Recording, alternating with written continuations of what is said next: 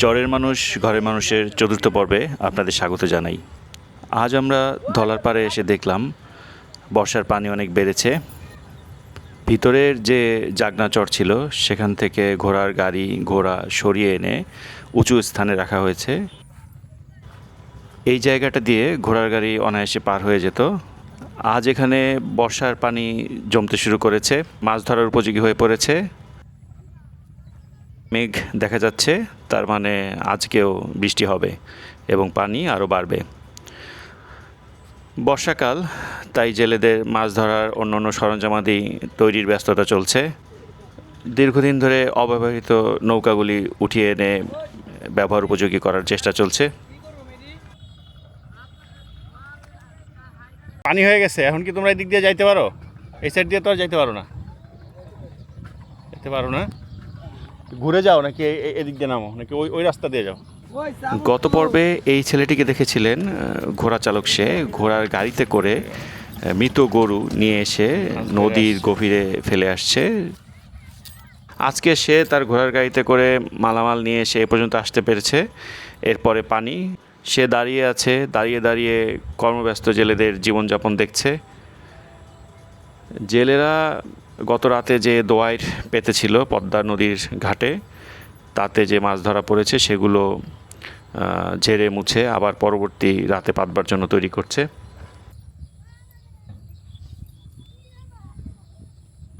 কারো কারো জীবনের কর্মব্যস্ততা বেড়েছে বর্ষায়, আর কারো কারো জীবন কর্মহীন হয়ে পড়ছে।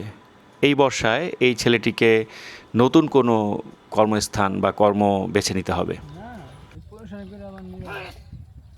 ও,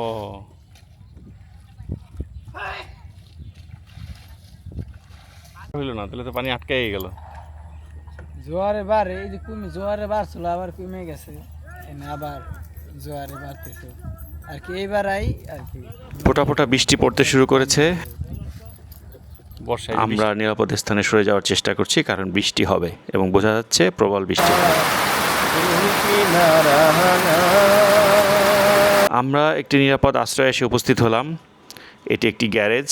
এখানে এসে দেখা হলো গতবারের পরিচিত দেলোয়ার চিশতি সাহেব। তিনিও আমাদের মতো বর্ষার কারণে আটকা পড়েছেন এই গ্যারেজে। সবাই আছি, বৃষ্টি দেখতে ভালোই লাগছে। পাশাপাশি চলছে দেলোয়ার চিশতির গান।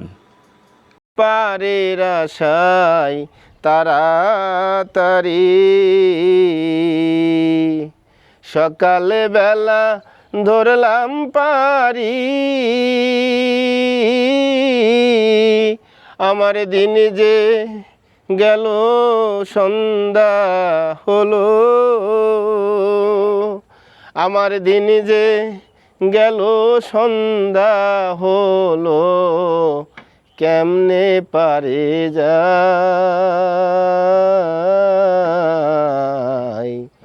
কুল কিনারা নাই, ও নদীর কুল কিনারা নাই। সর্বনাশা পদ্মা নদী, তোর কাছে সুধাই বলা মারে তোর কি রে আর কুল কিনারা নাই, কুল কিনারা নাই, ও নদীর কুল কিনারা নাই। গত রাতের প্রবল বৃষ্টিপাতের ফলে আগের জায়গাটি আরও প্লাবিত হয়ে গিয়েছে। ঘোড়া ঠিকমতো দাঁড়ানোর জায়গাটিও নেই।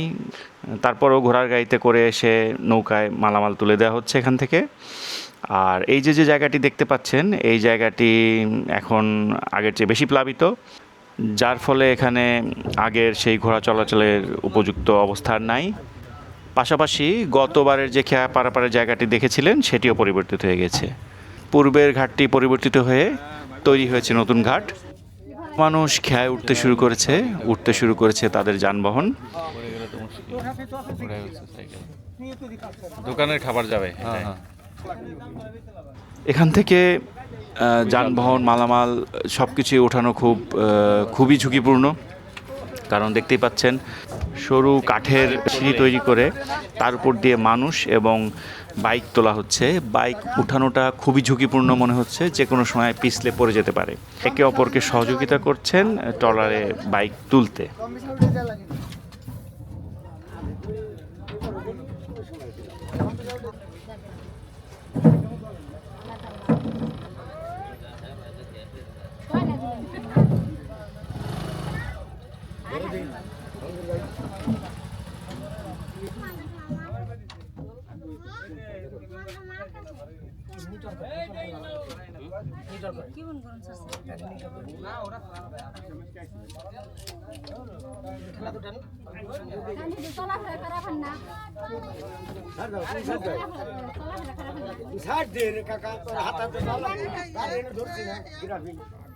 খুবই এক্সপার্ট তারা।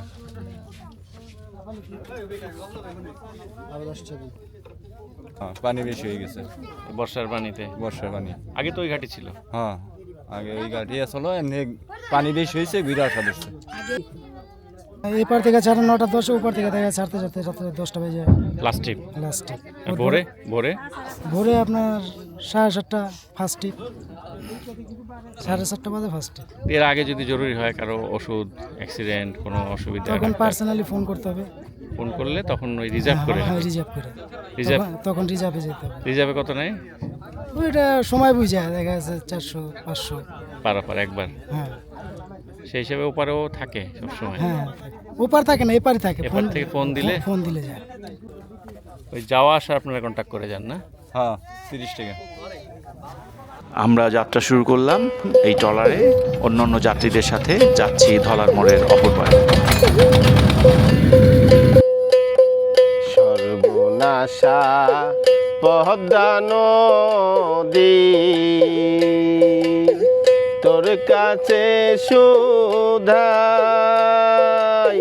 বহলা মারে তোর কি রে, আর বলা মারে তোর কি রে, আর কুল কিনারা নাই,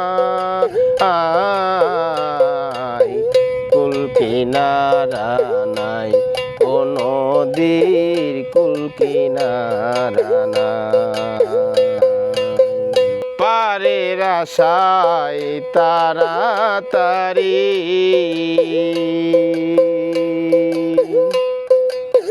সকালবেলা ধরলাম পারি,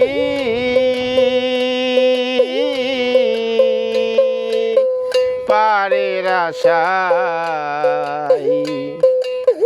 তাড়াতাড়ি সকালবেলা ধরলাম পারি,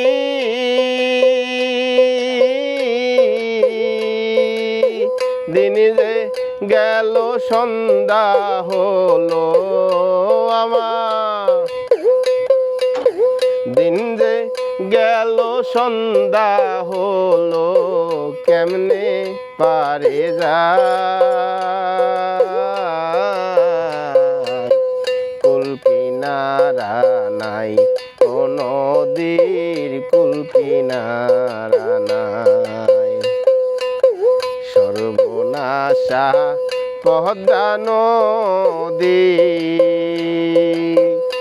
ওই টাঙ্গি ভাঙ্গার পর ঢাকা জেলা আসলাম। ঢাকা জেলাইতে আবার আইসে যে আপনার দীর্ঘিশ্বর, ফরিদপুর জেলা। হ্যাঁ, ফরিদপুর জেলা। ওইখানে কত বছর ছিলেন? 30 বছর ছিলাম। ওইটা কি হয়েছে? ওটা আবার গতবার নদীতে ভেঙে নিয়ে গেছে, তারপর আবার এখানে আবার এখানে আইসি, দীর্ঘিশ্বর আইসি। জায়গায় কিভাবে, মানে অন্যের জায়গায় এসে ঘর তুলেন, কেউ কিছু বলে না নাকি? না, এই জায়গায় আবার শোন করা দেওয়া লাগছে। শন করা মানে বছরে বছরে কত ভাড়া? বছরে 10,000, ওই গেহানি 10 কাটা। আমরা ঘাটে চলে এসেছি। এখন সেই আগের মতোই সরু কাঠের সিঁড়ি লাগানো হচ্ছে নৌকায়, এবং এই সিঁড়ি দিয়েই নৌকা থেকে ঘাটে উঠে যাচ্ছে মানুষজন, নিয়ে যাচ্ছে সাথে করে তাদের মালামাল। এপারের ঘাটটি খুবই খাড়া। আর ভালো কালা তো 30 টাকা আলি, খালি 30 টাকা করে। 40 টাকা 30 টাকা। সব এক দোকানে দিয়ে দিবেন? এত কেটে বেছিল ভাই ও হাতে কেটে দোকান আছে আপনার? না, এই ঝাঁকায় করে ঢাকা কইছি পথেই শেষ কতই শেষ। হ্যাঁ, খুব পলিথিন নিয়ে আইছি হ্যাঁ পলিথিন নিয়ে আইছি পলিথিন নিয়ে আসছেন, আপনি বিক্রি করে দিবেন? হ্যাঁ। আচ্ছা, আজকে তো আবার হাট পরে হ্যাঁ বাজার। আপনার বাড়ির হ্যাঁ বাড়ির কাছের নিজের নদী ভাঙন এবং এবং অন্যান্য কারণে ঘাটের এই অবস্থা। তো বাইক যারা উঠাচ্ছেন তাদের খুবই কষ্ট হচ্ছে। এই পিছলে যাচ্ছে মনে হয় বাইক। খুবই কষ্ট। ধরেন একটু হেল্প করেন পিছনে চাকায় বালি। দান ভাই একটু ধরতে হবে, কি করে দেন? হ্যাঁ একটু ধরে ভালো হয়েছে, নাহলে উঠাতে পারতো না।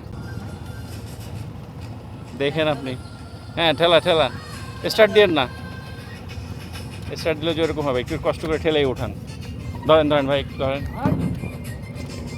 একে অপরের সহযোগিতা এখানে খুব জরুরি। চলাচলের মানুষ একে অপরের সহযোগিতাতেই জীবন ধারণ করে থাকেন। খেয়া ঘাটেও সেটার লক্ষণ দেখা যাচ্ছে। আসায় না বেচারার, ওনারটাই স্টার্ট দিয়ে ভালো হয়েছে। প্রতিনিয়ত পরিবর্তনশীল এই ঘাট। এপারে অপেক্ষমান যারা ছিলেন তারা নৌকায় উঠতে শুরু করেছে।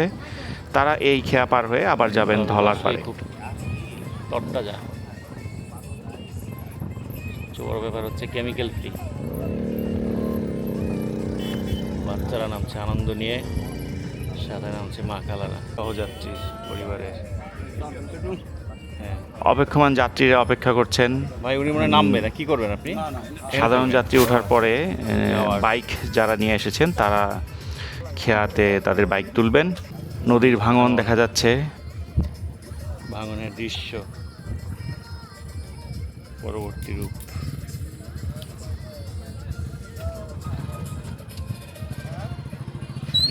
নামবে। একটি দোকান আছে, সেই দোকান থেকে উচ্চ স্বরে বেশ গান বাজছে, শুনতে পাচ্ছি।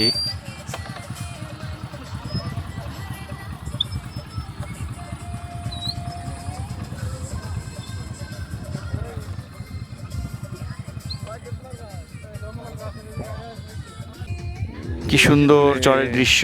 দূরে দেখা যাচ্ছে এই খেয়া পার হয়ে আসা মানুষজন বাইকে করে চলে যাচ্ছেন তাদের গন্তব্য সেই বাড়িতে, চরাঞ্চলে যারা অধিবাসী।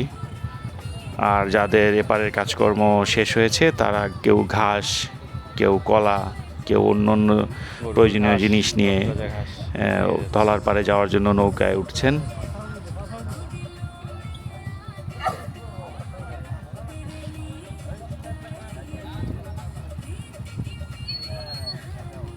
কি শান্ত নীরব জীবন।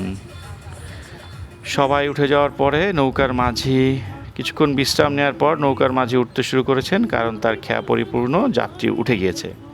হয়তো তিনি নৌকা স্টার্ট দিতে দিতে দু একজন যাত্রী উঠবেন। বাইক যাচ্ছে,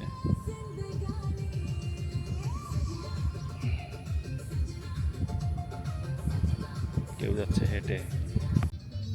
আর কি সুন্দর দৃশ্য এপারে দেখতে পাচ্ছি। একটি গাছ একাকী দাঁড়িয়ে আছে, নদীর পানি বয়ে যাচ্ছে। কি নির্মল এই দৃশ্য।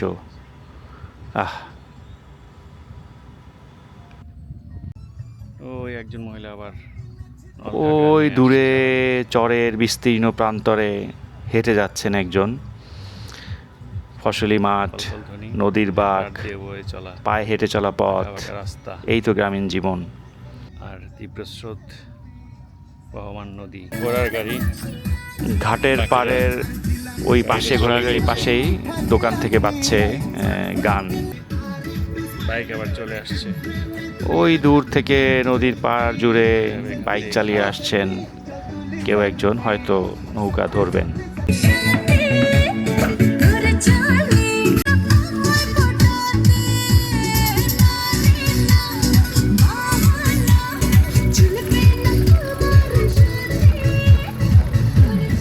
এইভাবে বাইকে করেই তারা দূর গন্তব্যের চরের গ্রামে ছুটে চলেন এই ঘাট থেকে।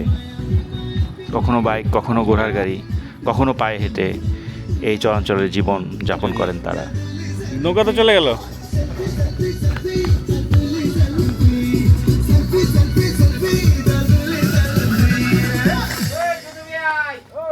এই ভদ্রলোক কিছু শাকপাতা নিয়ে এসেছেন, ওপারে যাবেন, কিন্তু তিনি শেষ নৌকাটি ধরার জন্য খুব দ্রুত বেগে যাচ্ছেন। মনে হয় না নৌকা তার জন্য দাঁড়াবে, কারণ নৌকা ঘাট ছেড়ে ওপারে যাওয়ার অবস্থায় আছে। না, নৌকা তার জন্য দাঁড়ালো না, নৌকা ছেড়ে দিয়েছে, চলে যাচ্ছে নৌকা ধলার মোড়ের পাড়ে। চলে যাচ্ছে নৌকা তার যাত্রী নিয়ে নির্দিষ্ট গন্তব্যে। দেখা হবে পরবর্তী পর্বে। সবাইকে শুভকামনা।